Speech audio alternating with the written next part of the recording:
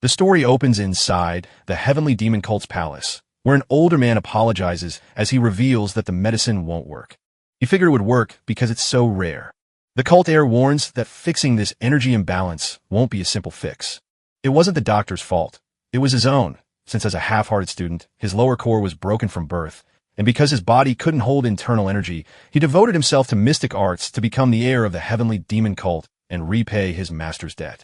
But alas, he hasn't found it yet, saying the medicine from Hab was useless and wondering where else he might find something that works. Suddenly, a new voice stops the cult's leader in his tracks, asking how he's been while the vice leader was away. The heir mentions how much time has passed, and we learn that the vice cult leader's name is Chanajin. The heir claims that walking around their land must have taken him a long time. Hyjin steps up to fill the gap, claiming it is his duty to keep the cult moving forward now that its leaders are stuck. The heir looks on with a cold face, saying he sees it and is grateful for the hard work.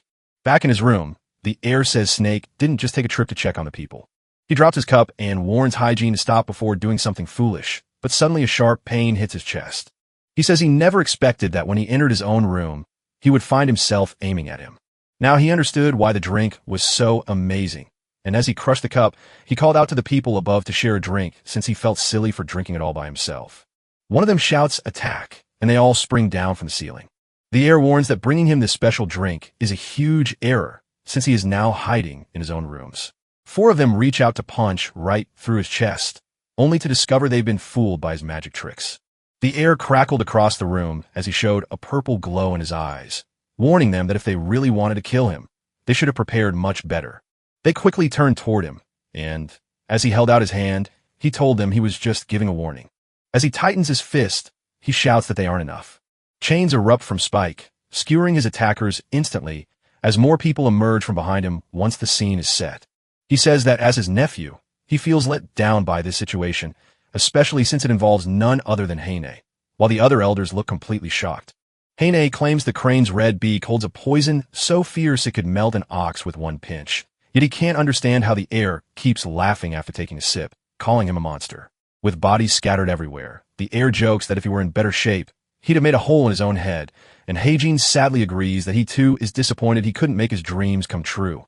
He refuses to let a clumsy orphan who can't fight become their next leader, and his bosses have given him permission to act. As he nods to a man standing behind him, they all suddenly start circling the air like a storm, and he warns them that his elders get scared easily while asking if they really plan to gang up on him after making him drink poison. Hyjin tells him to keep acting tough, saying that if he had just done his job as the cult heir, this wouldn't have happened, but the heir shuts him down and tells him to stop asking who's behind it, which leaves Hyjin shocked because he thought it was a decision made with the elders, only for the heir to claim they are too weak to do this and start guessing names just to see a reaction. He claims the command comes from beyond his sacred group, revealing that other elders and Hyjin betrayed him to destroy the cult, and he wonders if his own master has become this way because of his past deeds. Hyjin starts to fill his hand with frost and asks, "How dare you accuse me of doing something to my own master?" He dashes straight into the air, and after watching his move, it becomes clear he was right. As the attack strikes him, the heir screams that this is the price his master pays for trusting someone who, after all that faith, finally stabbed him in the back. Hyjin's strike sends Wui flying across the room, where he grabs the other guy by the throat. He decides that since they are forced to train under the same master, and he remains the cult's acting leader despite his hatred, he will take his own life to end things. The heir giggles, teasing him for planning everything, telling him to drop his act, and admit that his lack of sense is exactly why he's just a puppet. After finally learning the main character's name is Young Wei, he insists his strange behavior means he won't die an easy death while Woohee spits blood, but he reassures everyone he will fix their mistakes and make the cult strong, causing Woohee to snicker and then laugh so hard that it makes all the elders shiver. As his power surges outward, he declares that they have suffered under him for too long, yet they remain completely unaware. If they truly meant to kill him, they should have remembered one small detail. While Hyjin thinks his time has come and he won't stop talking, Woohee reaches into his robe and pulls out the demon dragon sword to everyone's shock.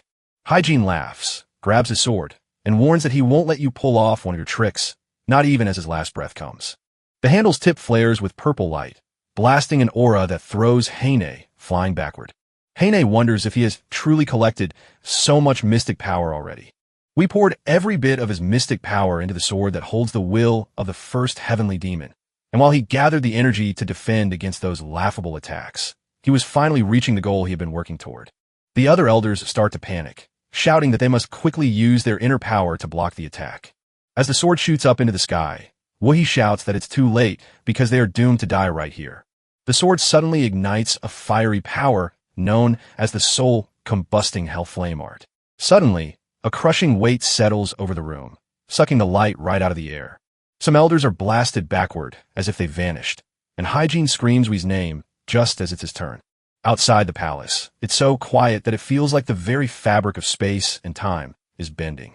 Then a huge boom erupts, wiping the whole palace away and leaving only the bare earth where it once stood. We see Wui sitting in the ruins of the palace, realizing he never imagined dying this way, as the snow erases his younger memories while kids kick and mock him for seeing ghosts. One of them warns that if he mentions the evil spirit one more time, he'll make sure his life becomes a nightmare. They even laugh at how broken his lower core is, saying that if they were him, they would have ended it themselves a long time ago. We stared at a rock on the ground, picked it up, and explained he only shared what he saw, yet all he received was hatred. He wouldn't just sit back and take everything the world tried to give him. He jumps right off the ground and dashes straight at the man who just beat him up. As blood sprays through the air, Wuhi admits they didn't have the guts to stay in one spot. All we can hear is their shouting, and Wuhi says they simply don't know when to give up. Just like the spirits, they floated right in front of him, so he told them to get lost. Then someone tells Wuhi he has special eyes, and he gets scared, wondering how long this guy had been hiding there since he couldn't even sense him. Seeing how fancy his clothes and sword looked, he knew this stranger wasn't on the forest path, but had come straight for him. So he let out a sad laugh, joking that the man probably just wanted his cursed eyes and offering to let him take them. As he is used to a life where hatred and disrespect are just normal, the person asks if they can simply have what they want, and Wui replies that since they look like a master of martial arts, fighting back would accomplish nothing. He admits he isn't sure if these eyes can heal their powers or if they could just be eaten, but quickly wraps his code around one Wui to show that they are no curse, but a blessing for those born with a special spark in their soul who go on to achieve great things. Wuhi whispered words that sounded so sweet he'd have believed them were lies, while the other person urged him to become more special than anyone else, a promise that hooked Wuhi because it was the first time he ever felt warmth in his entire life. The person asked if Wuhi would follow him, and since he said yes, that is how he met his master, the heavenly demon. When the master asked for his name, Wuhi said he had none, so the master named him Wui to mark that special moment, giving him a fresh reason to live. We watch Wuhi sitting there, saying he did everything he could to help his master. But his cursed body pushed his master past his limits, and dying right now would mean failing so hard it was almost a disgrace. Even though his body is done and he's about to collapse, he's out of options, so he has only one way left to go. He smashes his hands onto the ground, and a burst of golden energy shoots out from the earth. He claims he's using a forbidden Zoroastrian magic called the Wheel of Reincarnation to cheat death by moving his soul to a new body. But even if it works, the new body will reject him, and he'll only live a short time. He pours the last bit of magic from the demon dragon sword's shards into this art, and now leaves everything to fate. He gazes up at his master's grand palace and pleads to stay by his side. As the golden light blooms into a lotus and sends a beam soaring to the sky, Wui whispers a final wish that his master stays safe until he can return. His vision goes totally black until a woman yaps at him, telling him to stay quiet as the son of a concubine, while he complains that his body feels numb and waking up to screeching is the worst thing in the world. Suddenly, he jolts awake, wondering if the cycle of rebirth truly worked, just as a woman yells his name, Tang Wuhi, and demands he stop lying on the floor and get up. We jumped up, laughing that it's funny he still shares his first name with his old body, while the woman shook her head and reminded him she's been pointing that out since the very beginning. She lifts her beating stick and shouts how he dare not answer, only for him to stop her mid-swing by complaining about her bad breath, asking her to look away when speaking, and calling her an old hag. She looks annoyed and asks how he dares refuse her teachings and insult her. Then she slams the door and tells him not to try leaving until he admits his mistakes. Wuhi sat on the bed, sighing in relief that he finally found peace, noting that the soul in this body remembered the woman was the child's stepmother and that the power to move souls only works on the dying, a fact that made him doubt even the cruel mother could have beaten her own son to death. He thought his old life was a sad mess, but the wound in this new body could match it, even though he knows this body is still untrained and not very healthy, because this one has something his last body never did. He shows that its heart holds far less power. He vows that if he can master his lower core for martial arts, his upper core for mystic arts, and his eyes to command the dead, he will forge something the world has never seen, and he knows it must happen.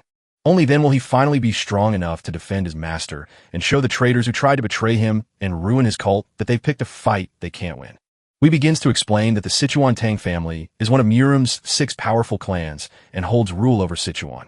To the west lies Tibet, home to the majestic Potala Palace and the Kunlan sect in Ganghai, while to the south stand the Heavenly Dragon Temple, the Shangkong sect, and the 5 poison sects, and to the north stretches the Central Plains front line, fighting the Heavenly Demon Cult. There stands the group that leads the Tang clan, a fierce unit known as the Tempest Squad. Tango-san, the Tempest swordsman who heads the Tempest Squad, started a new branch of the Tang clan known as the Nine Dragons Division.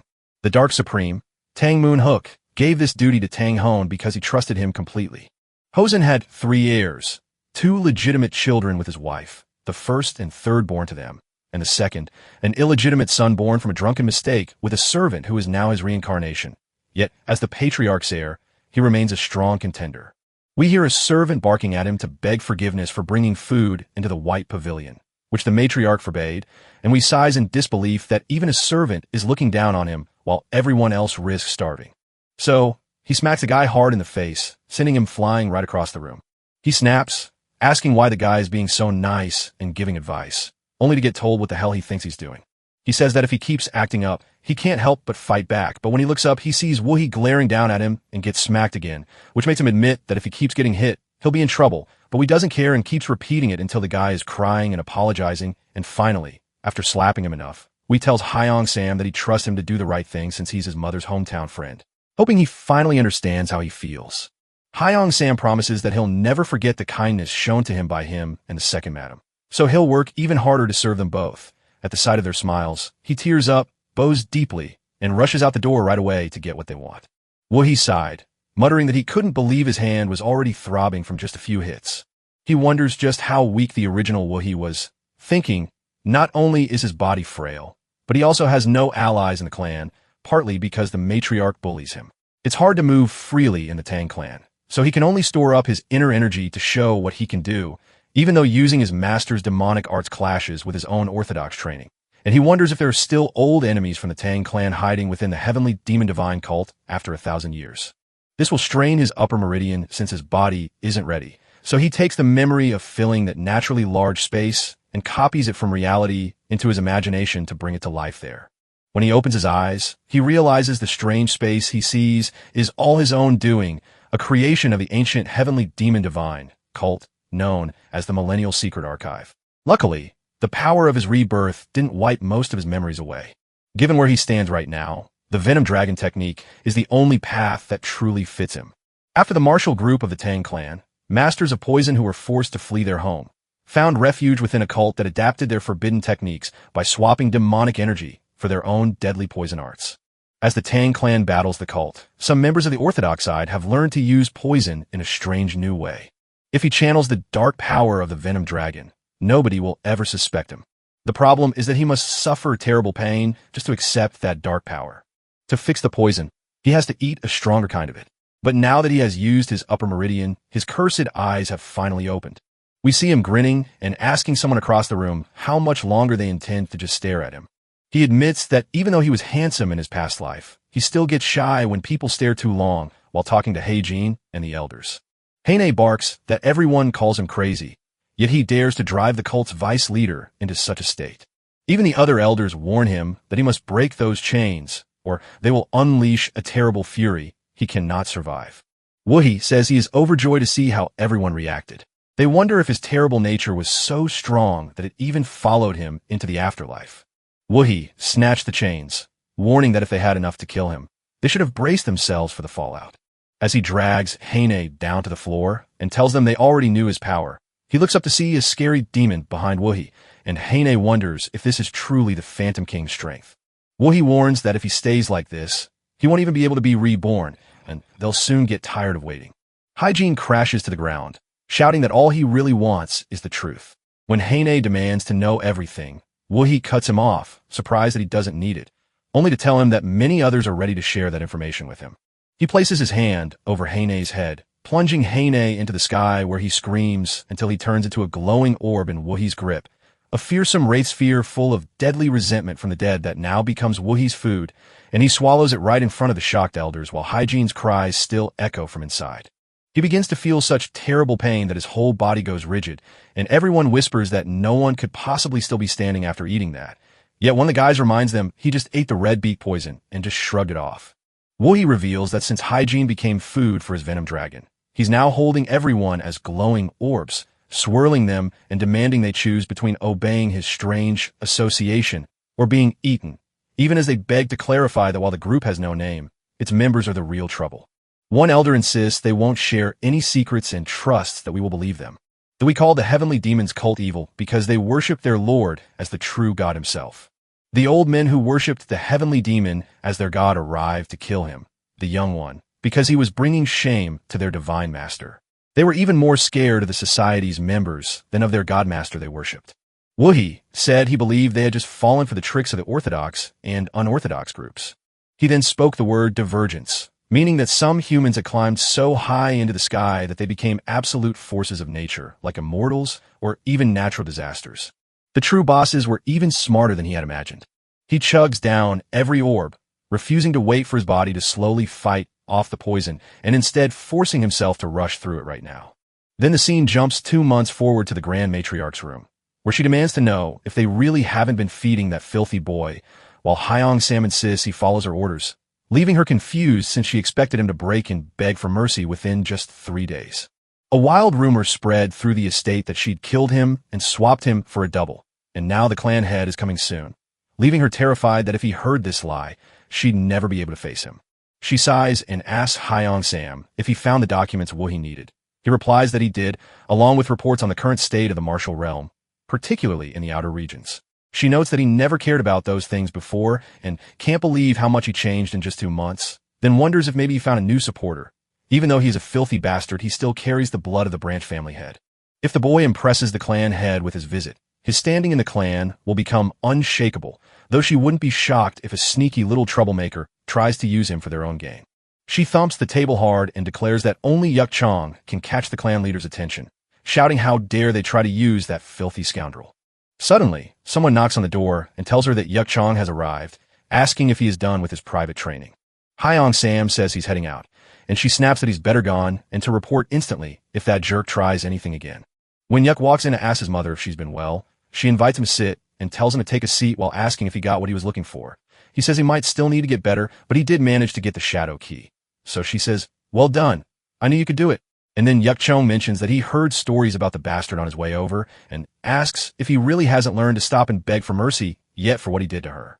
She sighs and agrees, admitting that just wondering what he's up to is already giving her a headache. He says that someone is helping him from the shadows, and when his mother asks if he really believes it, he does. Yuk Chong insists that no one with low internal energy could last 2 months without food or water, so he's convinced someone is slipping him special drinks every night. His mother agrees with that conclusion, but she has no idea which idiot is trying to get that scoundrel to do something. Yuk Chong explains that he'll urge we to join the festival as soon as the head arrives, because if we get a huge chance, his backer will have to step in and help him out big time. His mom agrees and plans to keep feeding him magic potions to boost his powers while waiting for the hidden backer to reveal themselves and claim credit for the boy's change. But Yuk Chong insists that once they know who it is, they can finally take them down. She wonders if Wuhi will slip up and get the clan head's disapproval for letting the branch family run wild.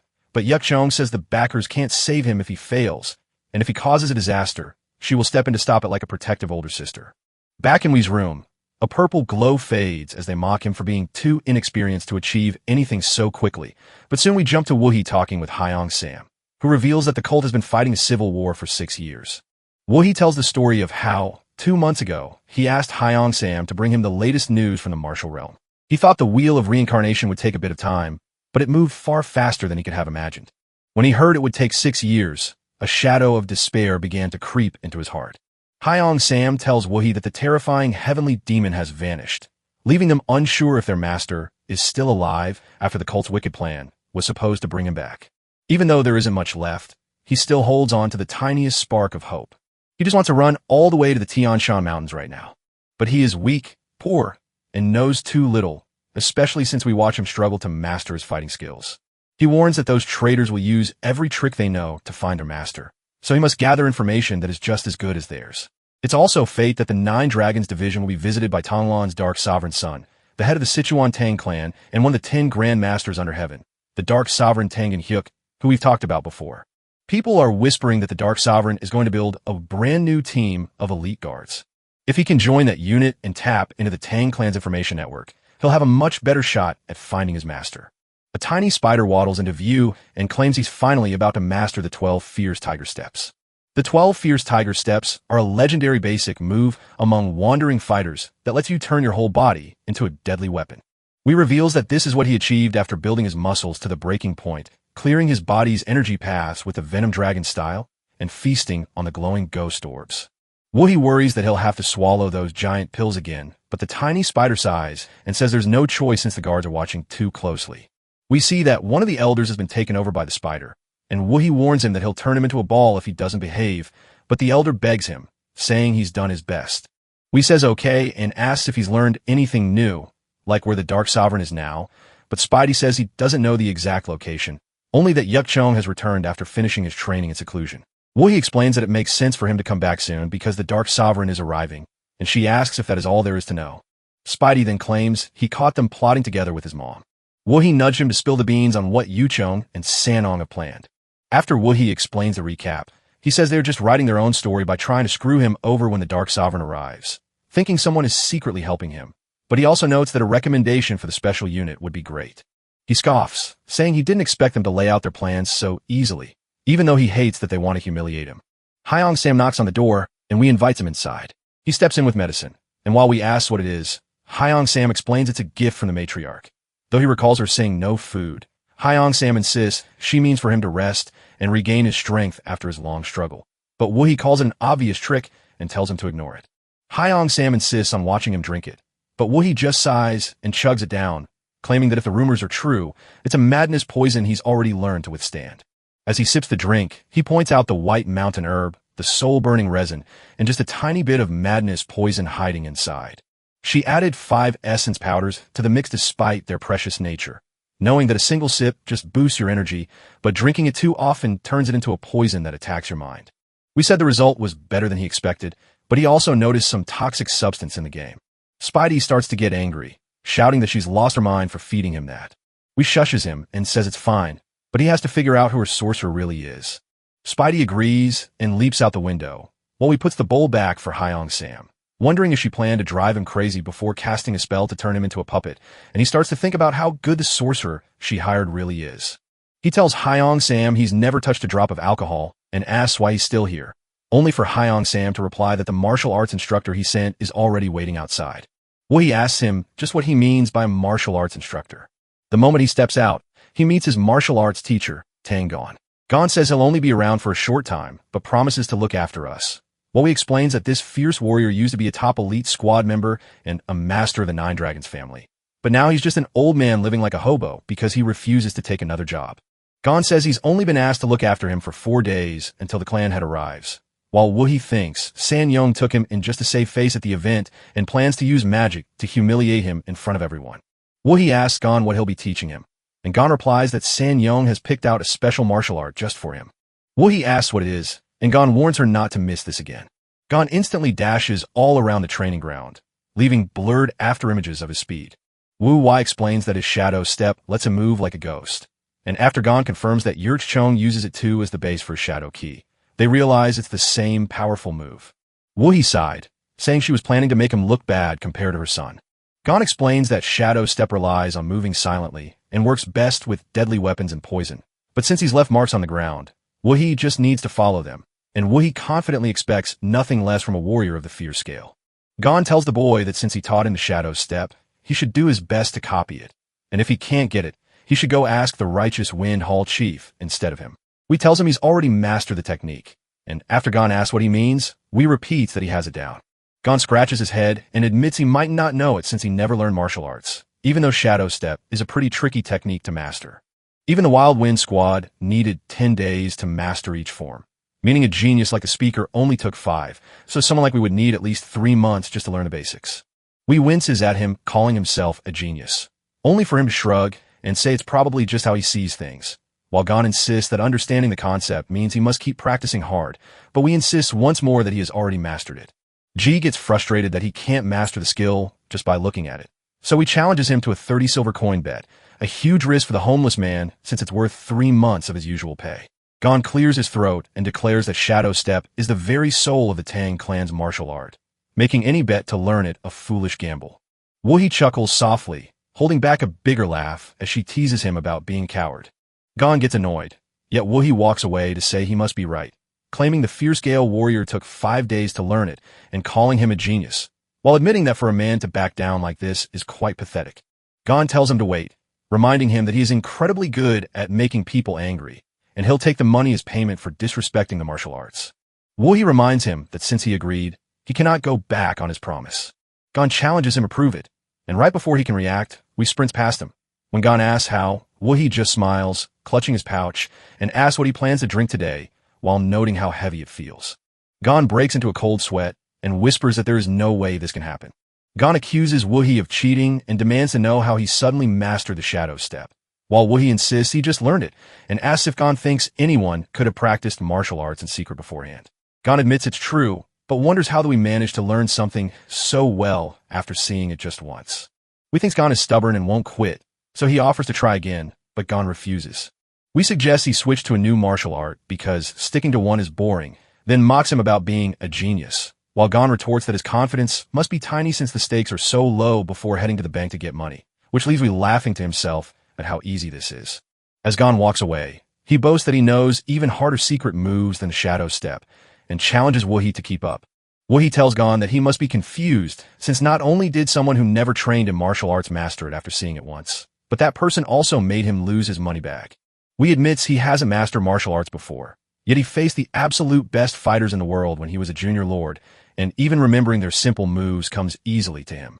Loki didn't remember the ghost's real name, so he just called him Goatee and asked if he was proud of the work they just did, and Goatee said yes, bragging about how amazing he was. The gap in their power meant he couldn't grab Gon's bag alone, but Goatee just needed to give a tiny nudge so one he could snatch it right up. It's time for him to take all of Gon's fighting skills and cash right into his own pockets. 4 hours later, Wuhi dazzles with a wild display of moves like the soul tracking soaring butterfly and the wild wind rotation, while Gon watches his money vanish. Hears the ghost call him a heretic, yet feels sorry for him after his unlucky run-in with the junior lord, and remembers their own painful ghost past. Gon dropped to the ground, and we asked if he had any more, but Gon said he couldn't borrow any money from the bank. We sighs that it's too bad, and then suggest they make one more bet. Gon starts sobbing that he is totally broke, so he listens to what he has to say. They should play one more hand, and he'll bet every last penny he has. Ganon begins to tremble, fearing Wuhi might sell him into slavery, while Wuhi admits that the legendary Wild Wind dance is a power too dangerous for him to master, causing Gon to flare up with rage and revealing that this dance is the very soul of their team. That Wuhi is even thinking about betting on the Wild Wind dance to dishonor the squad that forms the foundation of the Nine Dragons division, so Wuhi must promise not to do that again in the future. Wuhi points out that while Gon plays the part of a playboy, he is actually a fierce warrior, and she asks if Ganon truly believes Gon has no right to learn the Wild Wind dance. Gon explains that Wuhi has the right to see it because he is a family disciple, and since Gon already showed it to the first young lady and third young master, he shouldn't have any trouble showing it to Wuhi now. Wuhi insists his rights aren't about family lines and asks if Gon thinks Wuhi is truly capable of having them. Gon is confused by Wuhi's words until the older man shouts his name and challenges him to prove if he truly has the spirit to become a Wild Wind. Wuhi is wondering if he is truly allowed to take on the Wild Wind squad's legacy. Gon begins to tremble as he remembers how the Wild Wind team vanished forever after that terrible loss. Gon really wants to join the Wild Wind gang just one more time. For 20 years, he hid the Wild Wind's legacy deep inside his heart, never expecting to hear those words from the weakest of all the successors. But Gon admits that while Wuhi's words hit home, accepting the Wild Wind dance that he proposed is simply too hard for him. Wuhi calls it frustrating, and he wonders if Gon would have quietly taught him the Wild Wind dance just 4 hours after they met, simply because Wuhi wanted to inherit that power. Even when Gon showed the Shadow Step to Wuhi, he didn't hesitate, but he turned his head and said he had nothing to say in response. He claims that Wuhi provoked him just to show he was truly worthy. He learned the Wuhi had changed, yet saw that Wuhi was only hiding his true strength and cleverness, a truth Wuhi admitted, while Gon noted that his old master Wuhi would have found the Shadow Step and other martial arts far too difficult. The elders nod in awe at his amazing power, while Wuhi jokes that those old bones look like they're already hungry for a snack. Wuhi looks at Gon and asks if he's going to become his teacher. The elders kept laughing at him, convinced that Gon would never be able to ignore what the young lord was saying. Wuhi declares he's decided to turn them into food, so Gon agrees to teach him the wild wind dance right then. We turned and formally asked Tang Gon, the martial arts instructor, to train him. Gon is surprised at first, but smiles, gives a formal introduction, and says he will do what was asked. Unlike the tricks we've tried before, this one is going to be a real challenge. We says he wants to change the price of the bet, but G asks why he's still willing to wager it all. We dares to bet he can master the wild wind dance in a single day, with the loser treating the winner to a meal and drinks. Gon nods and says it sounds right, but he's sure he'll win this time. Ganon leaps into the air, shouting at Wuhi to watch him closely. Gon explains that past Wild Wind members promised to stay out of the family's leadership, which means they can't help Wuhi even if he takes over. However, he can proudly say he found a perfect drinking companion who can walk the Wild Wind with him, a true new member of the Wild Wind, as we watch Gon unleash a violent storm before suddenly looking defeated and declaring that losing the bet is a blessing for his family, since Wuhi is so amazing. But even with a good drinking buddy, the food is too much, so the innkeeper asks Gon if he needs anything else, and Gon replies that he can't possibly handle this without some alcohol. Wuhi jokes that he might be an alcoholic and suggests they visit the Dragon Lord Pavilion instead, but Gon points out she's only saying that because she knows how pricey it is. First of all, this is a great spot because the food is the best around, and we agrees that it really seems that way. Ganon downed an expensive drink to make the moment special, but we reminded him that a fancy spot like the Dragon Lord Pavilion didn't fit his plan, and with the matriarch keeping everyone confined for 2 months, he finally had to wait no longer despite all the other people on the main street waiting too. The elder spots a strange mark under the desk, recognizes it as a signal from the fire-worshipping demon cult, and when he asks if that's why Wuhi came, Wuhi replies that he must tell those lost in the pit of despair that the junior heavenly demon is still out there. Perched high in a tree, Spidey mutters that it's been 10 quiet days with no trouble, and he can't wait to stop keeping watch. Suddenly, his eyes land on a uniform from the Quang sect, and he immediately recognizes the wearer as Jin, the first young lady of the Tang family, knowing that since she is San Yong's daughter, her meeting with him is sure to be full of schemes. Hearing the word daughter stirs his heart, and he wishes the child is safe, but he quickly pulls himself back to focus on winning the young lord's favor. He clings to the wall, while Saiyong asks Q Jin if she's about to stab her mother, leaving Spidey confused as Quinn explains that even this act pales in comparison to the many times Saiyong has hurt Wonwee, especially since Saiyong has now ordered Wonwee to be locked up and made to fast. Sanong reassures her that someone is secretly watching over him, while Quinn trembles with rage as Saiyong urges her to stay calm and focus on the Dark Sovereign's arrival. Jin slams her fist down, asking Sanyong if that's any reason to treat Wang Wai like this, and she's sure he didn't even know someone was backing him until she was just trying to kill him. Saiyong is puzzled that Q Jin is so upset about a bastard child who is actually her own flesh and blood. Jin insists that Sanong only ever calls people bastards and hasn't changed a thing, while Quinn admits she has no choice but to spill the truth. Sanyong begs her to stay, but Q Jin rushes out of the building in a rage. Sanyong warns that Quinn's stubborn goodness has always been her flaw, and now that she's joined the Quangsheng sect, he doubts if anyone will ever accept her as their leader. Spidey can't figure out how to report this, since all he knows is that this family is out of control. Sanong jumps up and shouts that the bastard caused everything, and there's no need to wait for the Dark Sovereigns to arrive before she heads out. Spidey figured that if she's heading out the door this instant, she's probably on her way to see a sorcerer. Back at the training grounds, Wee says 10 days have passed since he carved the summoning mark into the tavern, yet nothing has happened. Even inside this county, the demon-worshipping Divine Fire sect should have known where we were.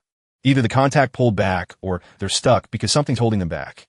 It's obvious things aren't going well for either side, and if he doesn't rush to get stronger, things are only going to get much worse. Gon praises Wuhi for his skill with weapon imitations, and when Wuhi worries about Gon's anger, Gon admits he can't understand why the Tang clan must learn weapon skills before mastering assassination and poison, only for Wuhi to call them narrow-minded fools. Though he tells us that the Tang clan's dispersing flower staff is a martial art that's been broken down into pieces for us to learn. Gon is shocked to see Wuhi has already spotted him, while he proudly asks if he really isn't the amazing student who learns 10 lessons after just one, only for Gon to look grossed out and tell him he needs some humility. Wee explains that since so many people try to show off their understanding of martial arts through set moves, their signature techniques often become needlessly complicated. But the Tang clan is legendary for their deadly skills with poison and special tools, turning assassination into their art. Because the Tang clan split their signature martial art into separate pieces, they can simply switch to whatever tool is at hand and keep moving forward. The Tang clan's fighting style isn't showy, but it works perfectly in a fight. Of course, the Tang clan system is the foundation for making killer strikes and using deadly poisons with success.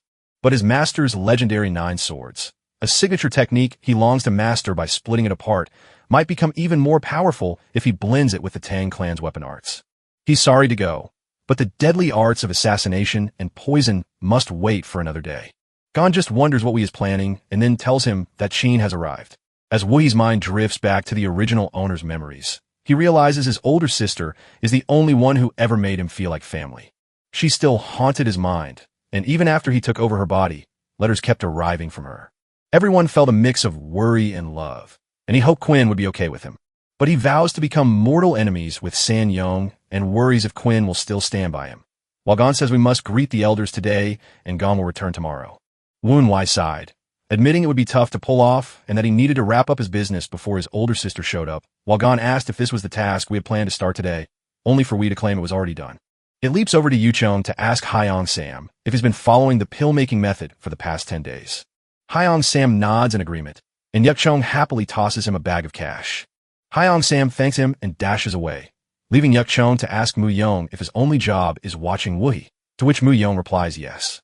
After 10 straight days of drinking madness poison, Wu's body is now completely full of it, so even if his backer tries to save him, he won't be healed in time for the Dark Sovereigns to arrive. Yuchong claims Gon is just there for show, yet the instructor pours real effort into teaching Wu, even mastering the Shadow Steps in just 8 days, though Yuchong worries Wu won't learn a single move before the Dark Sovereigns arrive. The real trouble comes from Wu's older sister, who Yuchong heard fought badly with San Yong the moment she returned home, threatening to derail her plans to lead the 9 Dragons branch family once she turns 30, a role she might not take given her kind heart. Instead of learning the Tang clan's fighting style, she headed straight for the Quang Chung sect. Even with everything against her, she became the heir to the 9 Dragon branch, and Yuchong smiled up at the sky, wishing it had been him instead. Then someone rushes in with news that a letter has arrived from the White Pavilion, and Yuchong nods for them to come inside. The guy claims the letter is from Wu but looks nervous, so Yuchong demanded to find out that Wu is just trash-talking him with a challenge to fight, which makes Yuchong worry that the madness poison is working and that Wu might be pulling this together with someone behind the scenes. It might be a trap that spills poison, making him rage uncontrollably as soon as he opens the letter, a common thing in their clan. But then Yuchi-Chong realizes the letter inside holds no hidden magic at all. The Wii message says he wants to fix their awkward brotherly bond by letting out all their built-up anger in a fight. Yuck-Chung sees Wu trying to trick them and turn Wii into a stepping stone for his rise before the Dark Sovereign. So he tells his budget Hyong Sam that while he's grateful for the suggestion, he wants to reject the duel instead. An hour later, Wu replied by calling him just a small character. Yuck-Chung laughs in anger, telling WHI that he'll keep sending things, so he orders them to start rejecting all the letters right away. When Yuck-Chung wakes up the next morning, he spots the word chicken written on the wall right in front of him. He sends someone to the White Pavilion to tell Wee to meet at the second training ground tomorrow at noon, while Yuck-Chung promises to shove Wuhi's head into the pit without hesitation. The next day at noon, Hyong Sam told Wuhi about it, and we wondered why Yuck-Chung had worked so hard just to get him there. Gon asks Wuhi how he made Yuck-Chung angry, but lets him off the hook since he doesn't have to say. Wuhi says he has no clue, just snickers that his brother won't become leader with so little patience, and then asks Gon if he plans to stop him. Gon asked why he would, noting that the upcoming fight was about to be incredibly entertaining. Wee promises to only half defeat Yuck-Chung, making sure he doesn't kill him, but still beats him badly. The scene flashes back to Q Jin questioning Yuck-Chung about his plan to duel Wee, but he insists Wee started it and tells her to find one Hui if she has a problem with that. She's shocked that her brother would be the one to start things with Yuck-Chung. That is why we ended up here, to find her standing outside the White Pavilion, wondering about the ghosts and deadly keys coming from inside, because as she steps in, she realizes it is exactly what it is, seeing death and poison marks all over the place. It feels like the home of a martial artist who has walked the dark outer path. Suddenly, she shivers because a ghostly key stands directly behind her. She swiftly pulls out her blade and swings it behind her, aiming right for Wee's neck. He catches the blade just in time, leaving her stunned and asking if he is truly Wei. He says her greeting was too rough, so she quickly apologizes, admitting she tried to hold back but didn't think anyone would actually stop her attack. Wu admits she walked in right while he was cultivating his Venom Dragon art, and by the time he saw her, it was already too late to keep his dangerous poison and energy hidden from Yuchong. If Sanyong sent her here just before his battle with Yuchong, things are going to get really bad. She admits she was scared by what she heard her mother did to him, but seeing him doing well makes her smile. We notice that her face mirrors the worry his master once showed, but he also senses she wasn't sent by the matriarch, which suddenly makes his head ache. She drops her blade and instantly wonders if the power he is showing means he has gone down the wrong path. He asks if she means the poisonous energy he's learned, and she quickly pinches her nose at the strong aura. He told her it was cursed poison, but in reality, he was using a special mix of magic energy and a fake poison key to look cursed, since hiding the real magic and ghost key from his Reaper sight later on would be too hard, so he needed a similar trick to turn their suspicions elsewhere. She asks why he's using cursed poison, and he sighs, admitting it's the only way to use the poison key without his clan's help. She had that suspicious look on her face, and he admitted he could see she wasn't buying what he was selling. Being part of the Tang clan means strength is second nature, so he grabs whatever he can find, then steps wide and challenges her to try and crush him before he does, his powerful presence making her step back in shock at just how much he has changed. She quickly tells him that he's changed from before, which is why his mother and Yuchong are so wary of him, especially since he knows just how to say the most surprising things. He is instantly shocked, noting that her energy and killing intent feel strangely familiar, while she bursts into laughter at how far he exceeds her expectations, causing her cheeks to turn red. He confirms it matches his prediction perfectly, revealing that special energy as the seed of a divergent spiritual root, which means it has to be the blue ghost face path. He says that back in the day, there were plenty of rumors flying around. He can't stop wondering how Qi Jin, the very first heir to their family, ended up training under the Quangjin sect. He claims that this spiritual root is a special foundation that turns its owner into a unique genius. But since it belongs to the spirit itself, it only grows strong when you train your soul, which fits perfectly with the Quang sect's focus on building a sharp mind. Most of all, the blue ghost face path is a spiritual journey that feeds on fighting. Mixing the Tang families might makes right belief to turn her into a death demon who cares nothing for rules or the cost of her actions. He tells her she can't judge his energy when she herself is so drained. She quickly sheathed her blade, apologized for interrupting his practice with her forgotten moment, and explained she was sorry to have drawn steel. He notes that she so easily tamed the deadly aura of the blue ghost root thanks to her training at the Quangchang sect, proving her incredible self-control. And when he asks if she likes tea, she takes a sip, calls it gas, and admits that while she has drunk tea often in Quangchang, this new brew is a special treat. He claims he got the special tea from Thousand Eye, making her happy that he knows so much about it. She pulls a bag from her side and tells him it's candy they sell in Ms. Han, just the thing she brought for him. She remembers him saying he loved it last time, even though he knows he doesn't really like sweets, so he's showing his thanks by going back to the original Wii. She thinks he's having fun, but we knows deep down he can't get used to it, and can't believe he's the same guy who was ready to kill just minutes ago. He asks why she is there, and tries to warn her against stopping his duel, but she interrupts him, admitting that was only part of her reason, as she has really come to apologize for everything Mother and Yuchong have put him through. He tells her that her sorry words won't make him forget what they did. She says she's sorry but insists on doing it anyway, and Wu-He sighs, letting her know the duel stays on. She thought she was stopping him from being forced into it, only to realize that Yuchong is the one actually being swept along by him. She asks if it's all right, noting his current strength is amazing, but she's also heard he's been preparing another move against him. We insist they must have plans in the works, though she doesn't know the details, while he sips his tea and calmly admits he's ready for whatever comes next. Since they've fed him a madness poison, they think activating the spell will destroy him. But Qi Jin warns that even if he beats Yuchong, he can't ignore the power Yuchong and Sanyong hold over the clan. She says that if Yuchong loses, their mother will stop at nothing to hide it. Wu-He giggles, admitting her worries are pointless since the duel is happening because he wants it to, so he tells her to come see it at the second martial stage tomorrow. She's a bit taken aback, but says yes, and then the scene shifts to the next day when the fight begins. As crowds gather to watch the fight, vendors sell food to everyone and others bet on who will win and how quickly. Jin looks shocked and asks Wu-He if this is what he wanted to happen. He says yes, adding that if things are this way, even the matriarch will have no choice but to accept the result. Yuchong looks like he's about to freeze with stage fright from where he sits, but his older brother Wu-He is ready to step in and help him out. As the fight day draws near, Gon leans over the rail and shouts that a huge crowd has gathered to watch. We meet Tay and Jin from the Righteous Wind Hall, and while Tay thinks the young master is already planning to cause a scene, Gon is surprised to see both of them there. Tay explains that since so many people are watching the duel between the two successors, it's only fair to keep things under control and stop any accidents from happening. Gon says that aside, he's curious to know who they think will win. Tay says that even if he helps Wuhi, it's only been 10 days, and Jin adds that she has no doubt Yucheng will win. Gon reminds everyone that even though they are all here, they can't forget that Wei is the one who set up the duel. That makes them wonder what he has up his sleeve. Back at Yucheng, he turns to his budget, Hyong Sam, and asks if that's all. Hyong Sam agrees, and as the fierce Gale warriors roll open the gates for everyone to see, Yucheng mutters that he'll just use this duel to put the illegitimate dog in his place, only to find the whole county's merchants have gathered to watch anyway. Though he starts speaking to him through static, asking what's making him so worked up, calling him little brother, and teasing him about being nervous since the matriarch isn't there, just a mama's boy.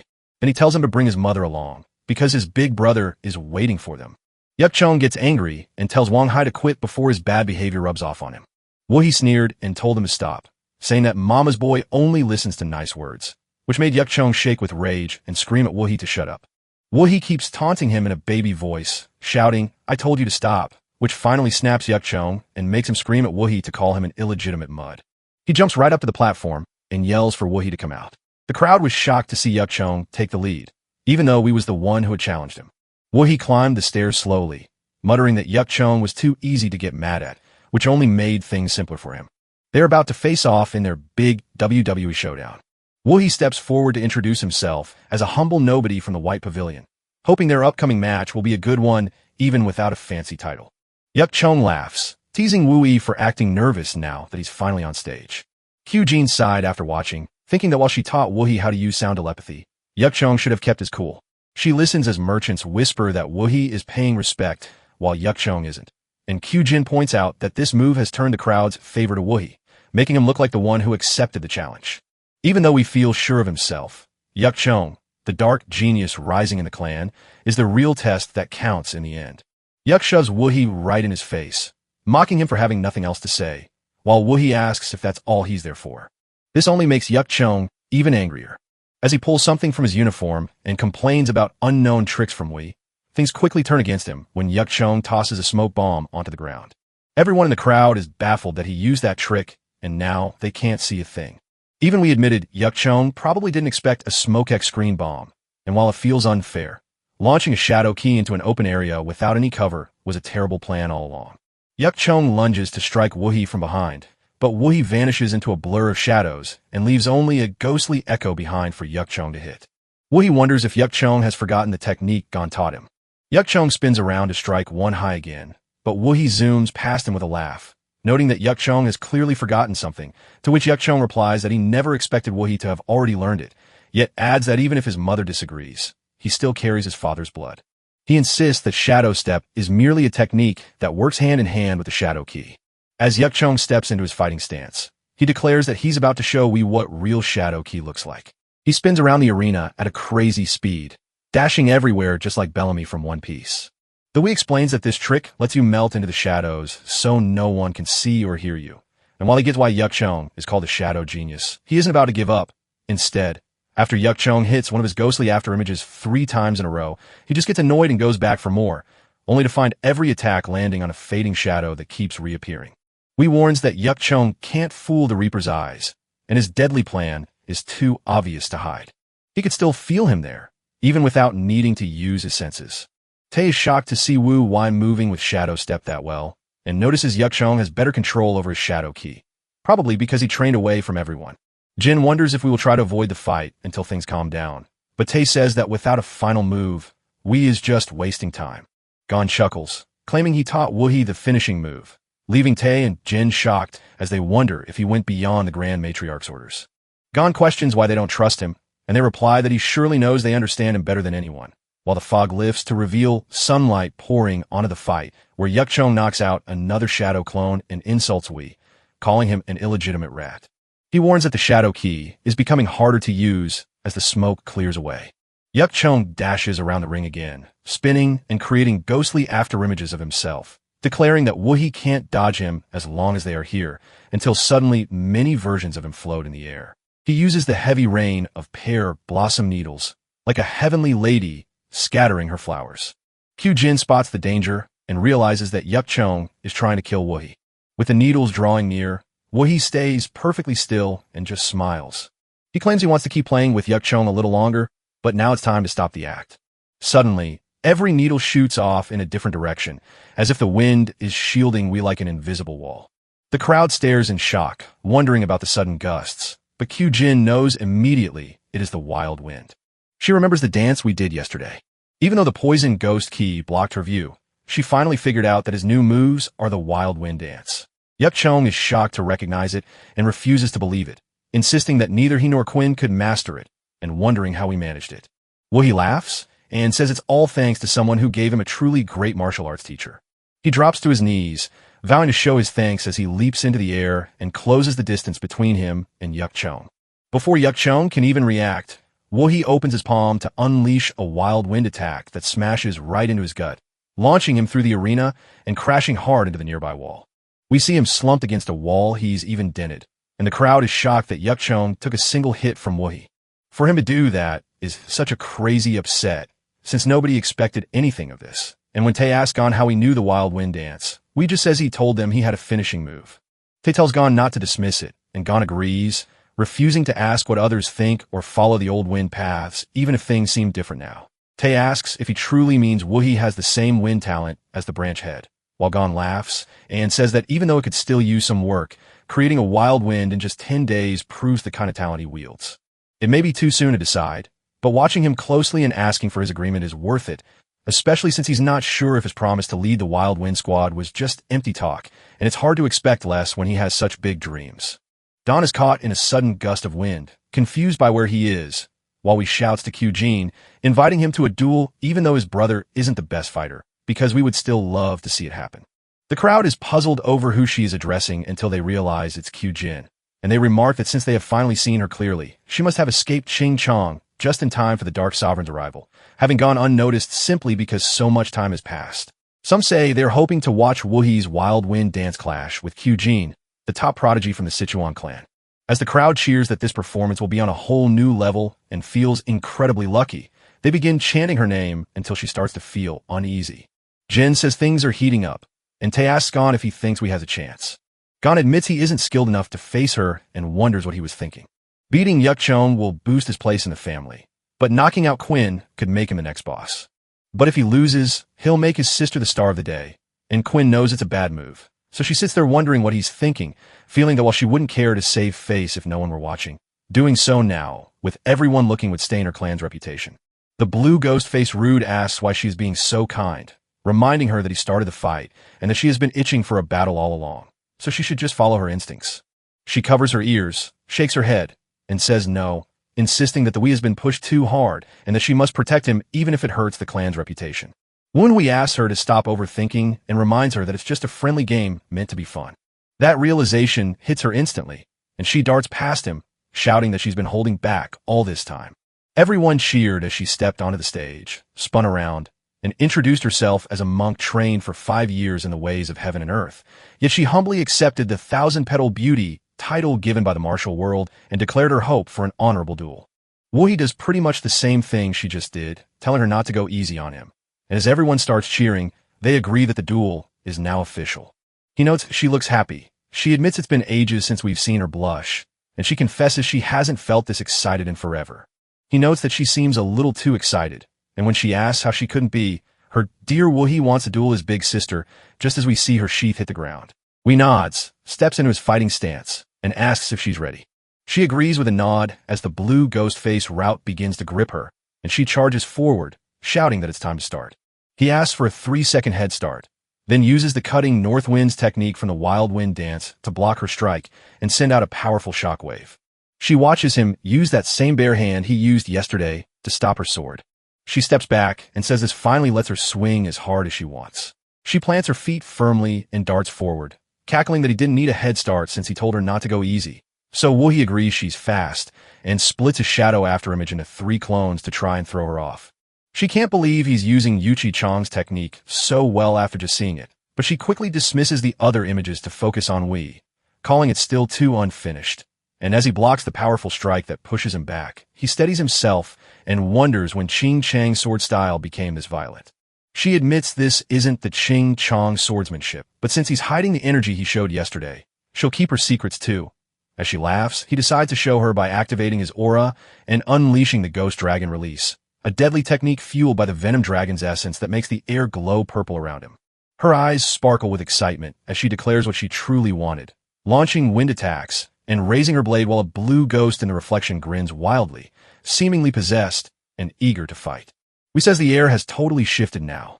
The clear energies of the Ching Chong sword held back the blue ghost's deadly urge to kill, though she still looked like a demon hiding in a maid's dress. Since he's already taken his first hit, he won't hold back and will seize control by launching a powerful opening attack. He thrusts his punch forward, only for her to slip past the blow, realizing it is the same wild wind explosion that once defeated Yuck-Chong, but now far more powerful than before. She instantly steps in to save Wee just as a sharp blade flies right for her eyes. He barely ducks under it, letting it snip a bit of his hair, and he laughs that it was far too obvious. The wild wind dance moves are so big that he must be careful whenever he fights someone stronger than him. He thanked her for the lesson, explaining that the wild wind dance is a deadly one-hit martial art with explosive power that fits the Tang clan's top techniques. But these one-hit moves only work against opponents who are nearly as strong as they are. Woohee holds his hands up to catch her next move, but she decides to let him go free. He says that in that case, he needs a martial art built for constant back-and-forth fighting. So he's getting ready to wield the 12 fierce tiger steps and fill them with wild wind power. Quinn instantly spots Quinn's new stance, and he's surprised to realize the guy learned that move too. As Woohee and his opponent trade heavy blows, he explains that the wild wind dance's secret is its explosive power, which he uses to spin the 12 fierce tiger steps faster and leap right over her scary slash. He dived down with a flying axe kick, but she stepped back just in time, making him crash into the ground instead. He shouts that he must fly even faster, so he calls upon the wild wind to carry him forward. She says she gets that he's trying to link his chained attacks, but he needs to know his opponent will fight back as soon as they get some space between them. She wields a sword that fires bolts of blinding lightning. The assault is tearing him apart, but he can only hold off the worst of it. He admits he was too reckless for charging at her, even though he keeps getting scraped up by her attacks. He barely dodges her next strike, surviving by a hair's breadth, which makes her realize this has turned into a real fight as she challenges him to keep her entertained while they crash into each other in the middle of the stage. Suddenly, the crowd goes crazy when a fan spots Budget Hyong Sam, and while Yuck-Chong wakes up confused about the chaos, he complains that even though he lost, he never thought Woohee could match Q-Jin, and when asked about his mother, Budget Hyong Sam says she isn't back, warning that while Q-Jin can't lose, the longer this fight drags on, the more money that villain will make. As the crowd begins to chant for Woohee, he warns that if Q-Jin loses, it will lead to the worst possible outcome, so he pleads for anything but that. Yuck-Chong's fist slams right in her blade, sending it flying upward, and he shouts that this is his moment. As he lunges to strike, he's too careless and gets hit square on the chin by Q-Jin's knee, and she calls him out for staring too hard at his sword. He says he wasn't expecting this move, since kicking isn't part of the Ching Chong sect style. She asks if he's confused, reminding him that she's only been training under their guidance since 5 years ago, yet she has already mastered the Tang family's martial arts. Woohee explains that the honest strikes of the Ching Chong and the weak point attacks of the Tang clan, though they seem opposite, fit together perfectly to show the true strength of the blue ghost path just as he kicks at her head, which she dodges by ducking and darting behind him with a shadow step. He barely dodges a blade that could slice his head off, yet he also loses a chunk of his hair and backs away, while his mouth burns and his heart pounds like a drum, proving exactly what it feels like to truly fight with martial arts. Jin says he's quite interesting, and he asks what she means. She explains that he can't break free from the rigid rules of martial arts, so his moves look like he's just starting out. He can read his opponent's moves and dodge them with the sharp instinct of an old master who has fought over 100 battles. He laughs and asks if it's true, realizing he finally knows how to move for her.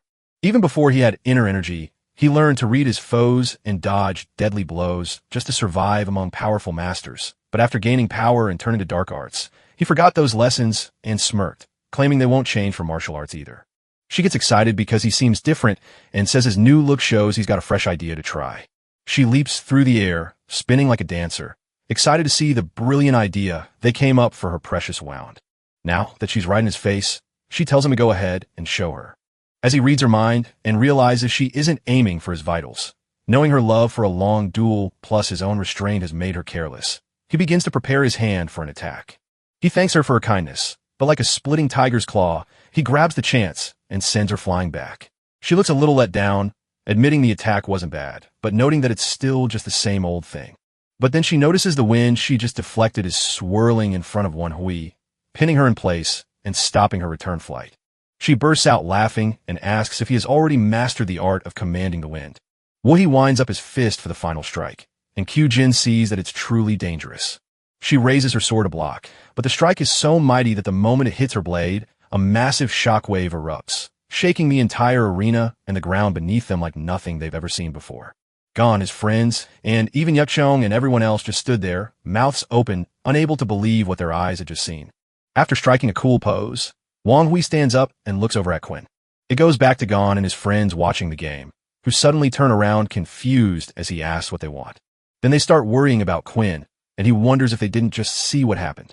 Gon admits that while Hui blew them away, what truly left them in awe was the incredible light they just saw. Watching something take shape right where Jin stood, Hui asked her if that move didn't seem a little too cheap. She was shocked he knew she'd wanted to keep it secret until he finally brought it out. We see her smiling again, admitting she guesses there's no use hiding it now that she's been found out. She begins to glow with a new kind of power we've never seen, the blade energy that proves she has finally reached the very top of her journey. Yuk is thrilled and sure his sister can win, leaving Hui with no chance to take the victory. Jin insists that since he already knows the truth, she can't let this drag on any longer now that it has come to light. He admits that dragging things out with her feels rude, but she sighs that it's a shame since she wanted more fun, then asks if he'll show her what he's hiding. We insist that, just as she predicted, this duel will end right now with their next move. Though his cold wind blocked her strike for now, he knows he can't stop her blazing sword energy without revealing his forbidden powers, so he has just one last move left. She laughs again and says it looks like he has an idea to try, so he asks if it really does. She says yes because his racing heart and his own confused smile make it clear he's just as surprised as she is. He admitted that getting cornered made him realize how crazy he's about martial arts. She called his words strange, and he asked what she meant. She wonders if she's mistaken when she mentions that people who are obsessed with martial arts and call themselves martial artists are just like that. He suddenly sees how simple it really was, lets out a loud laugh, and says he finally gets it. He was so focused on becoming a top martial artist after his rebirth that he realized this wasn't the kind of fighter he had admired back in his past life. The thrill he felt while fighting her, watching his own skills clash with an opponent's and pushing harder to win, was exactly what made him fall in love with martial arts. She noted that he finally had time to catch his breath and asked if she could strike, so he gave the go-ahead for her to attack. She zooms off the ground at lightning speed, gripping her glowing sword tighter as she leaps into the air just as Hui powers up his Kamehameha, nodding with a grin that she's living up to his high expectations. Then he unleashes his most destructive move from the Wild Wind Dance, mixing in ghost ki and concentrated power as he stretches his hand out to collide with the opponent, sending arena bits flying in a technique called the Booming Wild Cannon that pushes Hui back and makes him worry he isn't enough against someone at the peak. The sword energy splits around his attack as he realizes he must clear his mind of small worries because he's being pushed back. It's not just about whether his punch lands, because the real fight goes much deeper than that. The broken pieces of her blast fly past him, tearing up the arena even more. The pressure is so heavy it makes Yuchong nearly topple, and he worries that a gap is forming between his skills and his sister's. There's no way that we walked away without a scratch after taking that hit. Then he spots a purple glow rising from the arena smoke and whispers, "There's no way," marking the moment Hui has been waiting for, even though her sword is drained of power and looks like it's about to break. He declares that this is the moment she was caught off guard, because as we watch the crack in his sword grow wider, he snaps it in half, dashes past her, and flings the shattered pieces into the air. He explains that once the sword's energy faded, it was just an ordinary blade all along, making that ending the only possible one. His hand begins to tremble as he whispers that his arm is paralyzed. Even though the fight is technically over once his sword shatters, he knows she won't stop just because her blade is broken, and since she is the one who can channel the blue ghost, he smiles back at her knowing she has the same strength to keep going. He leaps into the air, shouting that he'll pour every bit of his strength into this final blow as he spins to deliver the demonic wind hammer kick, pushed upward by the Wild Wind Dance. Jin is having the time of his life, acting like he's the greatest of all time. She then bathed her feet in aura as she crouched down to the ground. She jumps upward using her special move, the Rising Dragon Kick, to soar into the sky. Dawn and his sons rush to stop their colliding kicks, only to freeze in fear as a shadowy figure jumps right into their path and halts them instantly. He claims that's plenty for messing around, which leaves them both shocked. The man accepted the task so easily that he asked if they meant to greet the sick family head. Jin instantly calls out to him as the family head, but Wuhi pauses and admits this must be his father before doing the exact same thing. And in that moment, we finally meet Tangozan. Dumpling warns him to be careful, while Goatee Eye marvels that he hasn't gotten weaker after the Wild Wind squad disbanded and has accomplished so much, even though Baldy remains terrified. We admits that even though he leads a huge organization, he is still the commander of the Tang clan's elite unit, and while he once thought the Wild Wind squad's leader was no stronger than the Heavenly Demon Cult elders, seeing him now, he realizes the man is far more powerful than expected and doubts he could have beaten him in his past life. His father noticed his unhappy look and asked if he had something to say, so Wenhui quickly turned away in worry before locking eyes again and boldly asking why the branch family head was there. Posen asks if there is any spot in the Nine Dragons branch family that he is forbidden from entering. We admitted that their messy fight left his eyes feeling dirty and bothered him. Everyone there looks on with shock and nervousness as he talks to his dad. Even Q Jin screams for him to stop, her eyes wide with terror. We says it's no surprise they're acting this way, since he's just a discarded kid who dared to talk back to the boss of the Nine Dragons family. But looking at him with his own eyes and remembering the bits he still holds, he can see that his father is truly one of the Tang clan. As we see him grinning, he says indeed he did not find the duel interesting whatsoever. And Wuhi wonders if that's really how a father should speak to his son. But Hosen then says,